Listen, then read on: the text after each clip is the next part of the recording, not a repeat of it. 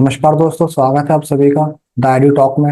मेरा नाम है अनिल तापक। अब आज हम इस वीडियो में बात करने वाले हैं एसएससी सीजीएल 2023 में आए हुए पॉलिटी के कुछ क्वेश्चंस के बारे में। तो हम जानेंगे कि क्वेश्चंस को किस तरह से डील करना चाहिए और उनकी पूरी एनालिसिस को हम समझने की कोशिश करेंगे। तो आइए शुरू करते हैं। तो सबसे पहला क्वेश्चन है, fundamental duties were not place in part 3 of the Indian constitution because part 3 is. इस सवाल में पूछा गया है कि जो कॉन्स्टिट्यूशन है, फंडामेंटल ड्यूटीज को कॉन्स्टिट्यूशन के पार्ट 3 में क्यों नहीं रखा गया है, क्योंकि पार्ट 3 है।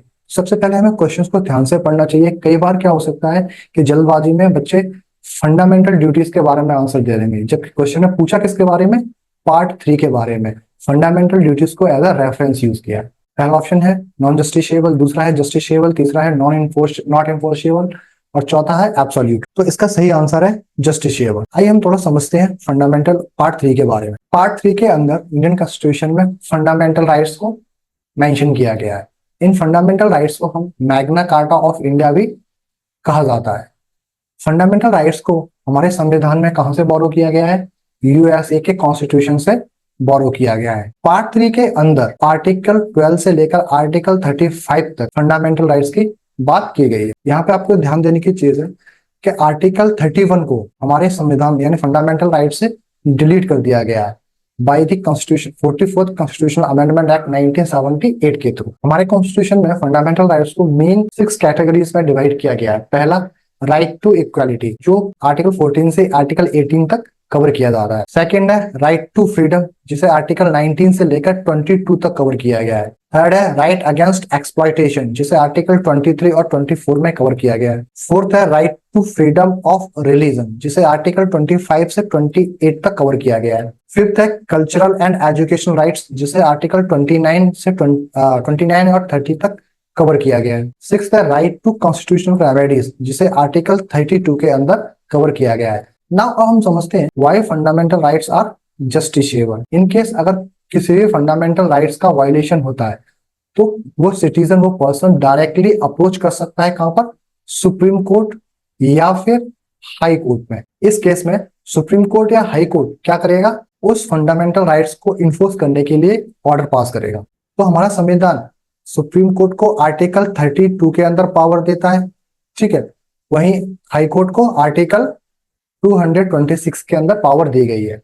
और यही रीजन है कि फंडामेंटल राइट्स को जस्टिशिएबल कहा गया है ना। एक और इंपॉर्टेंट पॉइंट, हमारे संविधान में किसी भी फंडामेंटल राइट्स को एब्सोल्यूट राइट नहीं बनाया गया है। एब्सोल्यूट राइट का मतलब क्या है कि जिस पर कोई भी पाबंदी ना हो। लेकिन हमारे संविधान में पार्ट 3 के अंदर कई सारी रीजनेबल रेस्ट्रिक्शंस एप्लीकेबल की गई है, फिर चाहे वो सिक्योरिटी ऑफ कंट्री के पर्पज से हो, ठीक है, यूनिटी ऑफ द नेशन, इस तरह की जो रीजनेबल रेस्ट्रिक्शंस है एप्लीकेबल की जाती हैं। तो क्लियर है कि हमारा जो आंसर है वो क्या है, जस्टिशिएबल है। नाउ हम थोड़ी बात कर लेते हैं फंडामेंटल ड्यूटीज की। तो फंडामेंटल ड्यूटीज को हमारे कॉन्स्टिट्यूशन में 42nd अमेंडमेंट एक्ट 1976 के थ्रू इनकॉर्पोरेट किया गया है। इसके लिए एक कमेटी बनाई गई थी जिसका नाम स्वर्ण सिंह कमेटी। इस कमेटी के रिकमेंडेशंस पर government of India fundamental duties को हमारे कॉन्स्टिट्यूशन में इनकॉर्पोरेट किया गया। सेकंड क्वेश्चन क्या है, which of the following articles of the Indian Constitution provides for a bicameral Parliament of India। तो इस क्वेश्चन में पूछा कि किस आर्टिकल के थ्रू जो हमारे संसद में जो द्विसदनीय व्यवस्था है, यानी 2 सदन है, लोकसभा और राज्यसभा, उस सिस्टम को किस आर्टिकल के थ्रू हमारे संविधान में प्रोवाइड किया गया है। तो पहला ऑप्शन है आर्टिकल 49, दूसरा है आर्टिकल 59, तीसरा है आर्टिकल 79 और फोर्थ है आर्टिकल 89। हमारे क्वेश्चन का सही जो आंसर है वो है आर्टिकल 79। अब हम थोड़ा सा और ऑप्शन को एनालिसिस करते हैं। अगर हम पार्ट 4 की बात करें तो इसमें किसकी बात की गई है, डीपीएसपी की बात की गई है। और डीपीएसपी में अगर हम ब्रॉड देखें कि कहां से कहां तक आर्टिकल्स को कवर किया गया है, तो आर्टिकल 36 से आर्टिकल 51 तक का कवरेज हमें मिलता है डीपीएसपी के अंदर। तो हमें इस चीज के बारे में जब पता है तो हम आसानी से पहले ऑप्शंस को एलिमिनेट कर देंगे। लेकिन हमें पता होना चाहिए कि आर्टिकल 49 में किस चीज की बात की गई है। आर्टिकल 49 बात करता है प्रोटेक्शन ऑफ जो भी हमारे मॉन्यूमेंट्स हैं, नेशनल इंपोर्टेंस के जो भी मॉन्यूमेंट्स हैं, जो भी प्लेसेस हैं और जो भी ऑब्जेक्ट्स हैं, उनके प्रिजर्वेशन, उनके प्रोटेक्शन की बात की जाती है। आर्टिकल 59 में बात की गई है प्रेसिडेंट ऑफ इंडिया की जो भी ऑफिस कंडीशंस हैं उनको मेंशन किया गया है। फॉर एग्जांपल, जो भी पर्सन प्रेसिडेंट ऑफ इंडिया की ऑफिस को एक्वायर कर रहा है, ऑक्यूपाई कर रहा है, वो पार्लियामेंट के किसी भी हाउस का मेंबर नहीं होना चाहिए। तो इस तरह से और भी कुछ कंडीशंस हैं जो मेंशन की गई है आर्टिकल 59 के अंदर। आर्टिकल 89 के अंदर बात की गई है राज्यसभा के चेयरमैन और डेप्यूटी चेयरमैन की जो ऑफिस है उससे रिलेटेड बात करता है। आर्टिकल 79 के अंदर बेसिकली बात की गई है कंपोजिशन ऑफ पार्लियामेंट की। अब हम थोड़ा सा जो पार्लियामेंट की कंपोजिशन है उसको हम थोड़ा डिटेल में समझते हैं। नाउ तो कंपोजिशन ऑफ पार्लियामेंट ये किस आर्टिकल के अंदर बात करता है? आर्टिकल 79 के अंदर कंपोजिशन ऑफ पार्लियामेंट की बात की गई। जो पार्लियामेंट है बेसिकली वो तीन चीजों से मिलकर बनी होती है, ठीक है। Number 1 president of India, number 2 Rajya Sabha, number 3 Lok Sabha. अब हम राज्यसभा और लोकसभा को थोड़ा और डिटेल में डिस्कस करते हैं। राज्यसभा जिसे काउंसिल ऑफ स्टेट कहा जाता है, ठीक है, वहीं लोकसभा जिसे हाउस ऑफ द पीपुल कहा जाता है। आपको यहाँ पे एक चीज ध्यान देनी है, जब हमारा संविधान लागू हुआ और 26 जनवरी 1950 से 1954 तक पार्लियामेंट के इन दोनों हाउसेस को काउंसिल ऑफ स्टेट्स और हाउस ऑफ द पीपुल के नाम से ही जाना जाता था। लेकिन 1954 में दोनों हाउसेस ने जो हिंदी नेम है राज्यसभा और लोकसभा इनको भी अडॉप्ट किया। नाउ हम राज्यसभा की बात करते हैं। तो राज्यसभा को जैसा मैंने कहा काउंसिल ऑफ स्टेट बोलते हैं, सेकंड चैम्बर भी बोलते हैं, इसको अपर हाउस भी बोला जाता है, इसको हाउस ऑफ एल्डर्स भी बोला जाता है और इसे परमानेंट हाउस भी बोला जाता है। तो ये इसके अदर नेम है राज्यसभा के। तो राज्यसभा में टोटल कितनी सीट है? 250 सीट्स हैं। राज्यसभा के जो भी मेंबर्स होते हैं उनका टेन्यूर 6 इयर्स का होता है। ये जो 250 सीट है इनको फर्दर हम अगर डिफरेंशिएट करके देखें तो 238 सीट्स पर जो भी मेंबर्स है उन्हें इनडायरेक्टली इलेक्ट किया जाता है, ठीक है। ये मेंबर्स किसको रिप्रेजेंट करते हैं? They are the representatives of states और यूनियन टेरिटरीज को रिप्रेजेंट करते हैं, ठीक है। तो बाकी की बची जो 12 सीट्स है उन पर प्रेसिडेंट ऑफ इंडिया के द्वारा 12 लोगों को नॉमिनेट किया जाता है, ठीक है। तो this is the composition of Rajya Sabha. Now Lok Sabha, तो लोकसभा को फर्स्ट चैम्बर बोला जाता है, लोअर हाउस भी बोला जाता है, साथ ही साथ इसको popular house of the parliament के नाम से भी जाना जाता है, ठीक है। 2019 तक हम देखें तो लोकसभा के अंदर टोटल 552 सीट्स थे। लेकिन हम जानते हैं कि 2019 में पार्लियामेंट के द्वारा जो 2 सीट्स एंग्लो इंडियंस की जो सीट्स थी, ठीक है, उनको हटा दिया गया है। तो नाउ एट प्रेजेंट में टोटल नंबर ऑफ सीट्स कितनी है लोकसभा के अंदर?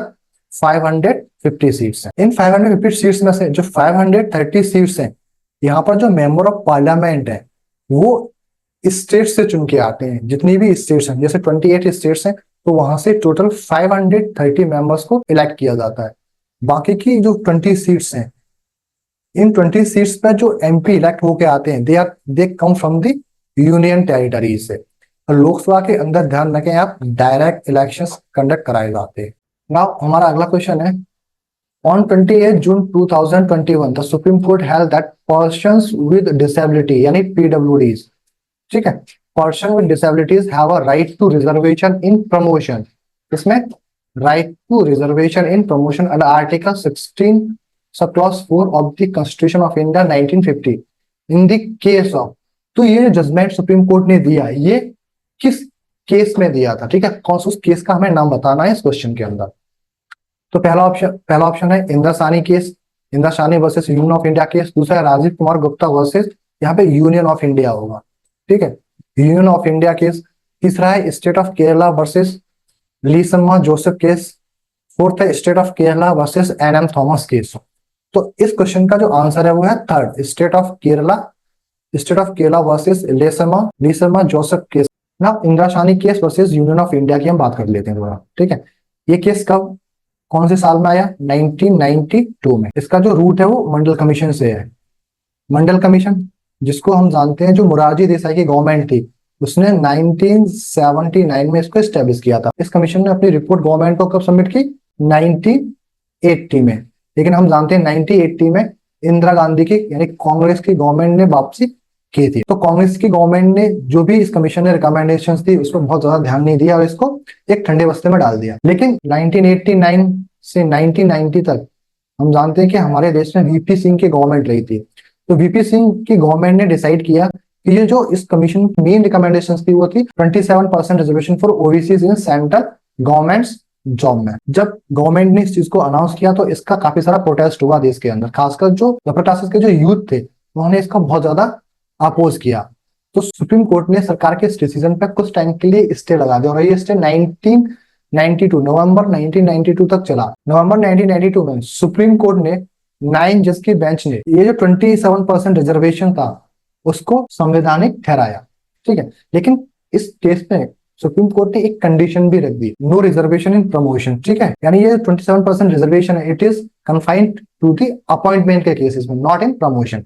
नाउ हम बात करते हैं Rajiv Kumar Gupta versus union of India case. ये केस 2016 का है। इस केस में क्या था, ग्रुप ए और ग्रुप बी की जो जॉब थी उनमें रिजर्वेशन पीडब्ल्यूडीज के लिए नहीं था। 2016 में सुप्रीम कोर्ट ने अपने जजमेंट में कहा कि ऑल आइडेंटिफाइड जो पोस्ट हैं गवर्नमेंट में उनमें 3% रिजर्वेशन पीडब्ल्यूडी कैटेगरीज के लोगों के लिए लागू किया जाए, तो चाहे वो ए ग्रुप की जॉब हो, बी की हो, सी की हो या डी की हो। Now state of Kerala versus N M Thomas case, ये केस बेसिकली 1975 का केस। इस केस के अंदर क्या हुआ था कि Kerala state subordinate services rules के थ्रू जो SC ST कैटेगरी के लोग थे, ठीक है, जो गवर्नमेंट एम्प्लॉय थे, उनको डिपार्टमेंटल टेस्ट में कुछ स्पेशल एग्जाम्पशंस दिए गए थे। इस एग्जाम्पशंस को लेकर केस फाइल किया गया केरला हाई कोर्ट के अंदर। केरला हाई कोर्ट ने अपने जजमेंट में संवैधानिकता को अपहोल्ड किया, यानी उसके कॉन्स्टिट्यूशनल वैलिडिटी को रिकॉग्नाइज किया। नाउ अब अगले क्वेश्चन पर मूव ऑन करने से पहले हम कुछ और केसेस के बारे में जो रिजर्वेशन से रिलेटेड है उनको थोड़ा बहुत ब्रीफली डिस्कस कर लेते हैं। तो पहला केस है सदर्न रेलवे वर्सेस रंगाचारी, जो 1962 में सुप्रीम कोर्ट के द्वारा दिया गया था। इस केस में सुप्रीम कोर्ट ने अपने जजमेंट में परमिट किया reservation in promotion. Second Indra Sawhney case 1992, जिसको हमने अभी डिस्कस भी किया था। इसी केस में सुप्रीम कोर्ट ने एक क्रीमी लेयर का कॉन्सेप्ट भी दिया था। क्रीमी लेयर मतलब ओबीसी कैटेगरी में ऐसे लोग हैं जो ऑलरेडी एडवांस्ड हैं, उन लोगों को रिजर्वेशन नहीं दिया जाएगा। अगला इंपोर्टेंट केस है एम नागराज केस 2006 में। इस केस में सुप्रीम कोर्ट ने जो रिजर्वेशन था in promotion for SC ST को अपहोल्ड किया है, ठीक है।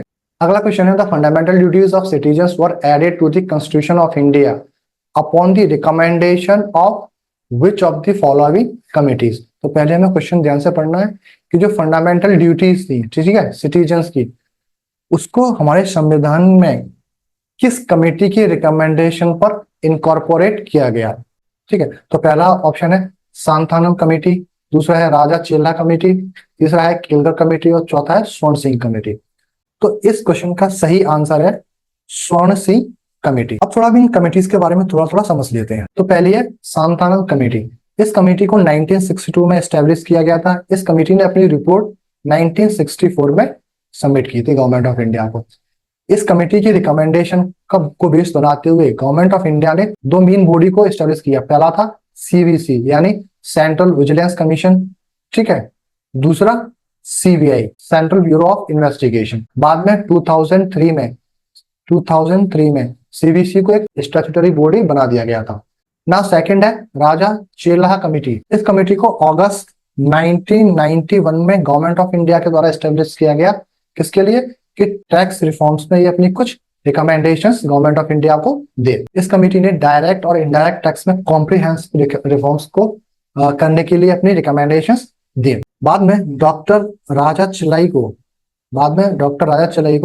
2007 में पद्म विभूषण भी दिया गया था। Doctor Raja Chelliah also known as the father of tax reforms in India. जो तीसरी कमेटी है वो है केलकर कमेटी, ठीक है।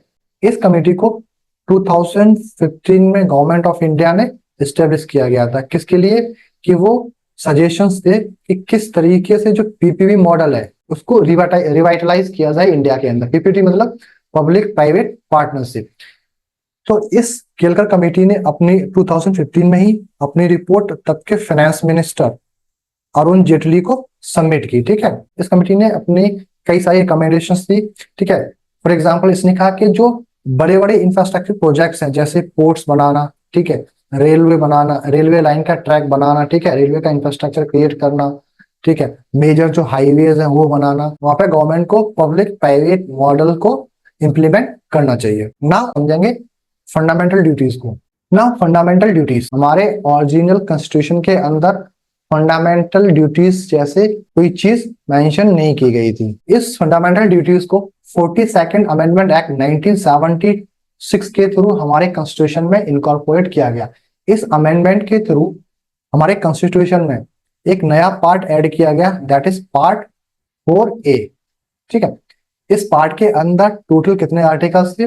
टोटल एक आर्टिकल था। ठीक है, that is article 51A। Fundamental duties है, बेसिकली इनको शोन सिंह कमेटी की रिकमेंडेशंस पर गवर्नमेंट ऑफ इंडिया ने हमारे कॉन्स्टिट्यूशन में इनकॉर्पोरेट किया गया था। शोन सिंह कमेटी ने अपनी रिकमेंडेशन में 8 फंडामेंटल ड्यूटीज की बात की गई थी, लेकिन गवर्नमेंट ऑफ इंडिया ने इसमें से 5 ड्यूटीज को एक्सेप्ट किया और 3 रिकमेंडेशंस को गवर्नमेंट ऑफ इंडिया ने एक्सेप्ट नहीं किया गया।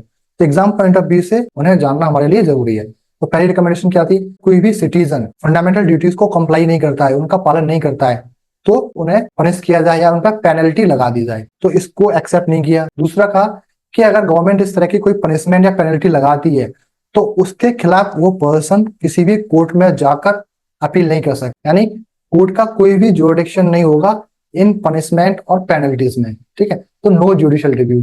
तीसरा, ड्यूटी टू पे टैक्सेस। ठीक है, तो ये 3 रिकमेंडेशंस थी जिन्हें गवर्नमेंट ऑफ इंडिया ने एक्सेप्ट नहीं किया। जब फंडामेंटल ड्यूटीज को इनकॉर्पोरेट किया गया तो उस टाइम पे टोटल 10 ड्यूटीज को मेंशन किया गया था। ठीक है, बाद में एक ड्यूटीज को और ऐड किया, तो एट प्रेजेंट टोटल कितनी ड्यूटीज हैं? 11 ड्यूटीज हैं। नाउ जो 11th ड्यूटी ऐड की गई, it was added by 86th amendment act 2002 के अंदर। ये ड्यूटी कहती है कि जो भी पेरेंट्स हैं उन्हें अपने बच्चों को अपॉर्चुनिटी देनी चाहिए एजुकेशन की।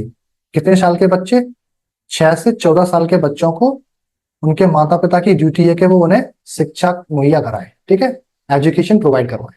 यहाँ पे आपको एक चीज और ध्यान देनी है कि जो fundamental duties it is only applicable to citizens, यानी नॉन सिटीजन्स पे ये ड्यूटीज एप्लीकेबल नहीं होती है। Now move on the next question. अगला क्वेश्चन है, which of the following statements are correct regarding the centre state relations pertaining to the 3 lists of the Indian constitution. यानी ये question पूछ रहा है, करेक्ट स्टेटमेंट हमें बताना है। ठीक है, तो इस क्वेश्चन में पूछा गया है कि जो कॉन्स्टिट्यूशन के अंदर 3 लिस्ट मेंशन है, यानी यूनियन लिस्ट, स्टेट लिस्ट और कंकरेंट लिस्ट, तो उन लिस्ट से रिलेटेड जो भी स्टेटमेंट ट्रू है सेंटर और स्टेट के रिलेशनशिप के लिहाज से, वो हमें बताने। तो पहला है, the subjects which are not included in any of the 3 list are called residual subject. पहला। दूसरा है, if there is any conflict between union list और state list, the former prevails। तीसरा है, when the parliament enacts a law on the request of 2 or more states, then the law made by the parliament on the state list is applicable to all the states। ठीक है, तो इस question का basically जो right answer है वो क्या है? A and B both are correct statement, but जो थर्ड स्टेटमेंट है वो गलत है, यानी ये जो ऑल दी स्टेट्स वाली बात है ये करेक्ट नहीं है। अब ये करेक्ट क्यों नहीं है, आइए हम जानते हैं। तो पहला पॉइंट को समझते हैं कि रेसिडुअरी सब्जेक्ट्स, क्या ये स्टेटमेंट सही है? तो यस, हमारे कॉन्स्टिट्यूशन ने क्लियरली मेंशन किया है कि ऐसा कोई सब्जेक्ट्स जो इन तीनों लिस्ट में मेंशन नहीं है उसे हम रेसिडुअरी सब्जेक्ट्स कहते हैं। ठीक है, और इस रेसिडुअरी सब्जेक्ट्स पर जो लॉ बनाने की जो पावर होगी वो किसके पास होगी? पार्लियामेंट के पास होगी। सेकंड है, if there is any conflict between union list and state list, the former prevails. इस चीज को भी कॉन्स्टिट्यूशन ने बहुत क्लियरली मेंशन किया है कि इन केस अगर कोई भी कॉन्फ्लिक्ट अराइज होता है, ठीक है, union list and state list के बीच, तो कौन सा प्रिवेल करेगा? यूनियन लिस्ट प्रिवेल करेगी। ठीक है, दूसरा, यूनियन लिस्ट और कंकरेंट लिस्ट में अगर कोई कंफ्लिक्ट होता है तो किस लिस्ट का बना हुआ लॉ प्रिवेल करेगा? यूनियन लिस्ट का अगेन। ठीक है, in case concurrent list and state list में अगर कोई भी कंफ्लिक्ट अराइज होता है तो कंकरेंट लिस्ट का जो लॉ बना हुआ है वो प्रिवेल करेगा। तो इसके लिहाज से हम देखते हैं कि जो सेकंड स्टेटमेंट है it is also true. Now when the parliament enacts a law on the request of 2 or more states, then the law made by the parliament on the state list is applicable to all the states। ये statement गलत है कि जब भी 2 या 2 से अधिक states parliament से रिक्वेस्ट करती है कि किसी सब्जेक्ट्स पर, वो जो सब्जेक्ट्स क्या है स्टेट लिस्ट का सब्जेक्ट है, कि वो उस सब्जेक्ट्स पर कोई लॉ बना दे, तो पार्लियामेंट क्या करती है? लॉ बनाती है। For example wild life protection act 1970। लेकिन ये जो लॉ बनेगा पार्लियामेंट के द्वारा, ये वो सिर्फ उन्हीं स्टेट्स पे एप्लीकेबल होगा जिन स्टेट्स ने अपनी लेजिस्लेटिव असेंबली के अंदर रेजोल्यूशन पास करके उस लॉ को अडॉप्ट किया हो बात। ठीक है, इस तरह से हमारा जो आंसर हुआ इस क्वेश्चन का वो है answer number 1, A and B. अब हम थोड़ा समझते हैं स्टेट सेंटर रिलेशंस के बारे में, और जो 3 लिस्ट की हम बात कर रहे हैं उनके बारे में थोड़ा हम डीपली समझते हैं। नाउ सेंट्रल स्टेट रिलेशंस, ठीक है, क्योंकि हमारी कंट्री कैसी है, एक फेडरल कंट्री है, फेडरल पॉलिटी है, तो ऑब्वियस है यहाँ पे सेंटर और स्टेट के जो रिलेशंस हैं उनके बीच किस तरह का रिलेशन है, it is defined by the constitution.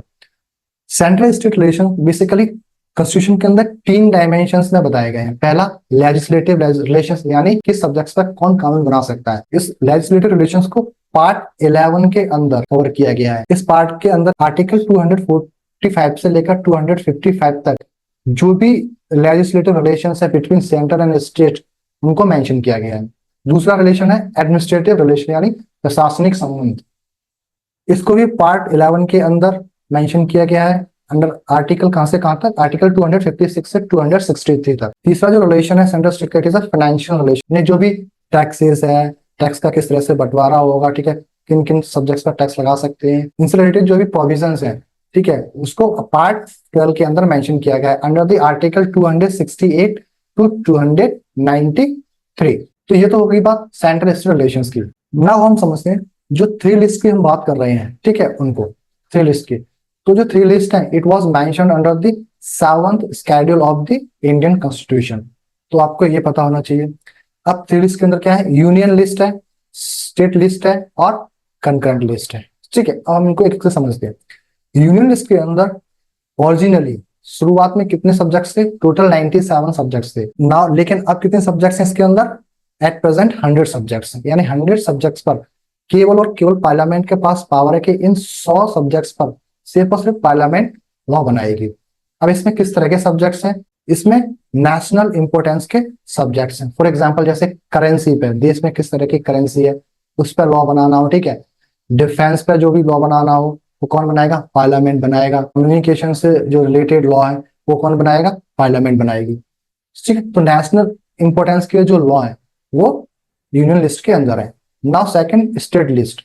State list में किस तरह के लॉ होते हैं, उस तरह के सब्जेक्ट्स जो रीजनल और लोकल पॉइंट ऑफ व्यू से इंपोर्टेंट होते हैं, ठीक है। तो इस तरह के सब्जेक्ट्स को स्टेट लिस्ट के अंदर मेंशन किया गया है। फॉर एग्जांपल जैसे पुलिस हो गया, पब्लिक हेल्थ हो गया, तो इस तरह के जो सब्जेक्ट्स हैं वो कहाँ मेंशन है, स्टेट लिस्ट के अंदर है। तो शुरुआत में स्टेट लिस्ट के अंदर 66 सब्जेक्ट्स थे, ठीक है, बट एट प्रेजेंट कितने हैं, 61 है, यानी 5 सब्जेक्ट्स को यहां से हटाकर कहां पर मेंशन कर दिया है, कंकरेंट लिस्ट। अब ये किस अमेंडमेंट के थ्रू किया इसको हम अभी समझेंगे। नाउ थर्ड है कंकरेंट लिस्ट। इसके अंदर क्या सब्जेक्ट्स, ऐसे subject which are desirable but not essential. तो कंकरेंट लिस्ट के अंदर शुरुआत में कितने सब्जेक्ट्स थे, 47 सब्जेक्ट्स थे, बट एट प्रेजेंट 52 सब्जेक्ट्स है, यानी 5 सब्जेक्ट्स ऐड किए गए। अब ये 5 सब्जेक्ट्स कौन से ऐड किए गए, तो जो स्टेट लिस्ट से 5 सब्जेक्ट्स को हटाकर उन्हें कंकरेंट लिस्ट में ऐड किया गया। इस प्रोसेस को 42nd अमेंडमेंट एक्ट 1976 के थ्रू किया गया था। तो एग्जाम पॉइंट ऑफ व्यू से इंपॉर्टेंट हो जाता है कि वो कौन से 5 सब्जेक्ट्स थे। तो पहला था उसमें एजुकेशन, सेकंड फॉरेस्ट, तीसरा protection of wild animals and birds, fourth है वेट एंड मेजर्स, और फिफ्थ है constitution and organisation of all courts except supreme court and high court. यानी सुप्रीम कोर्ट और हाई कोर्ट को छोड़कर बाकी जो भी कोर्ट है, जैसे डिस्ट्रिक्ट कोर्ट है, ठीक है, तहसील के लेवल पर जो कोर्ट्स होते हैं उनको बनाना, उनको ऑर्गेनाइज करना ना कंकरेंट लिस्ट के अंदर आ गया है। और जैसा मैंने अभी ऑलरेडी डिस्कस कर चुका हूं कि जो रेसिडुअरी सब्जेक्ट्स हैं वो कैसे सब्जेक्ट्स होते हैं, ऐसे सब्जेक्ट्स जो किसी भी इन तीनों लिस्ट में से किसी भी लिस्ट में मेंशन नहीं होते हैं, ऐसे सब्जेक्ट्स को रेसिडुअरी सब्जेक्ट्स कहा जाता है, ठीक है। और इन सब्जेक्ट्स पे जो लॉ मेकिंग पावर होती है वो किसकी होती है, पार्लियामेंट की। तो दोस्तों ये थे सीजीएल के प्रीवियस ईयर के 5 पॉलिटिकल क्वेश्चंस जिन्हें हमने डिटेल में डिस्कस किया और समझा। अगर आपको ये वीडियो पसंद आ रहा हो और हेल्पफुल लगा हो तो चैनल को सब्सक्राइब कर सकते हो, लाइक भी कर सकते हो। Thank you.